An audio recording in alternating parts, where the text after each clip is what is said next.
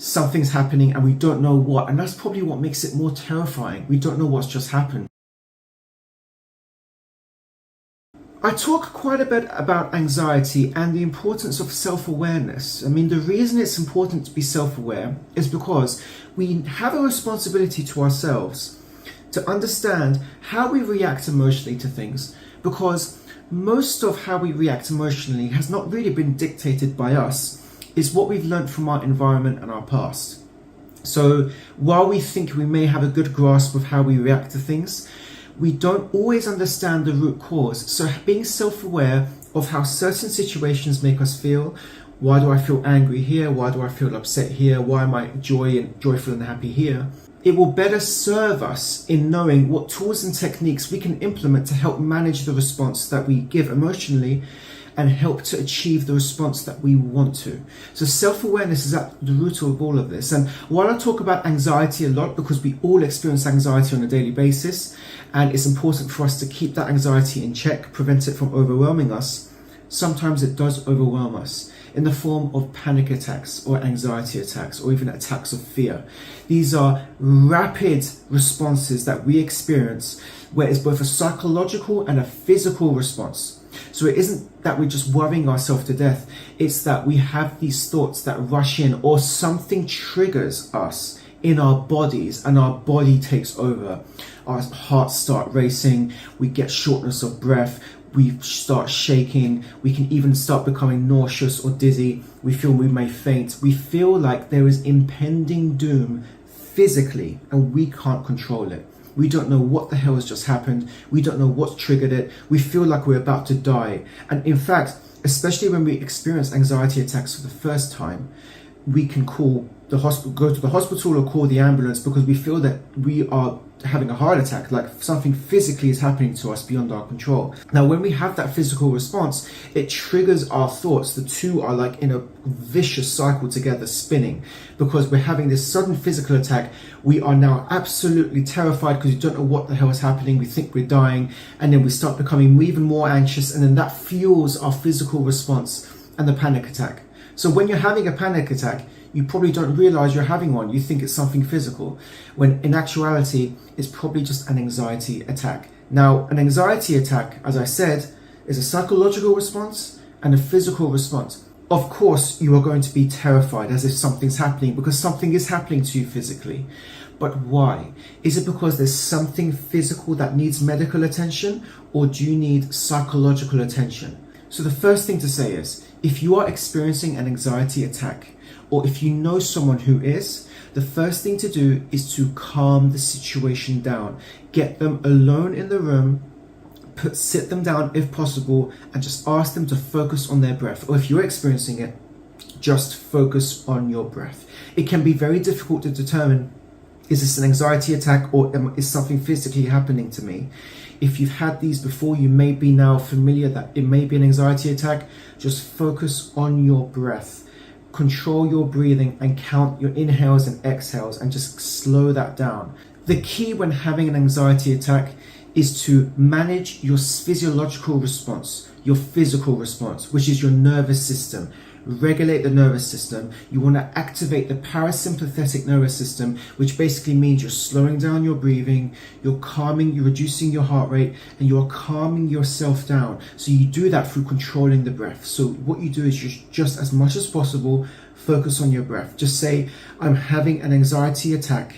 I know this is an anxiety attack. I'm going to focus on my breath. Now, if you are unsure what's happening to you, please just always call the emergency services, even if you're in doubt, even if you think it might be an anxiety attack, but you're just not sure and you're concerned, call the emergency services. However, if you've had this before and you are confident that it is an anxiety attack, then the best course of action that you have is just to focus on your breathing. Make sure you can focus on your breathing to regulate your physiological response, reduce the activation of the sympathetic nervous system, which is your fight and flight, which is the heart pounding and the shortness of breath, and activate the parasympathetic nervous system, which is the more relaxed state, because that will help to guide you out of the panic attack state. Don't judge yourself or feel bad if you're having a panic attack and you don't know what to do. Because panic attack is a physical response as well as a psychological one, it is overwhelming. We cannot just in real time quickly overcome it or even prevent it. Sometimes we can experience an anxiety attack without us even knowing. Something in our environments triggered something within us. We may not know what it is. All of a sudden we're fine, and the next minute we're experiencing this anxiety attack. We can't breathe. We feel like we're going to die. Something's happening and we don't know what. And that's probably what makes it more terrifying. We don't know what's just happened. There's no physical threat. So anxiety attacks really are truly terrifying. So don't be shameful or embarrassed about having them. If you're experiencing it, there are 3 things that you can do. The first is to focus on your breathing. When you're in the middle of an anxiety attack, simply return your focus to your breath. Now, if you're experienced in meditating, this is a great way of practicing this exercise of shifting your focus to your breath. Just say to yourself, I'm having an anxiety attack. I need to focus on my breath. So undertake breathing exercises where you focus on your out breath, you focus on the exhalation. This is going to help to reduce your heart rate slowly, and just do that until you feel in a state where you feel calmer. Another strategy that you can use is the 5-4-3-2-1 technique, where you just notice your environment and name 5 things you can see, 4 things you can smell, 3 things you can touch. The idea behind this exercise is that you are grounding yourself within your physical environment. You're reminding yourself, where I am. I'm not in a state of danger. I know I can, feel this table here. I can see these flowers, touch them. I can smell them.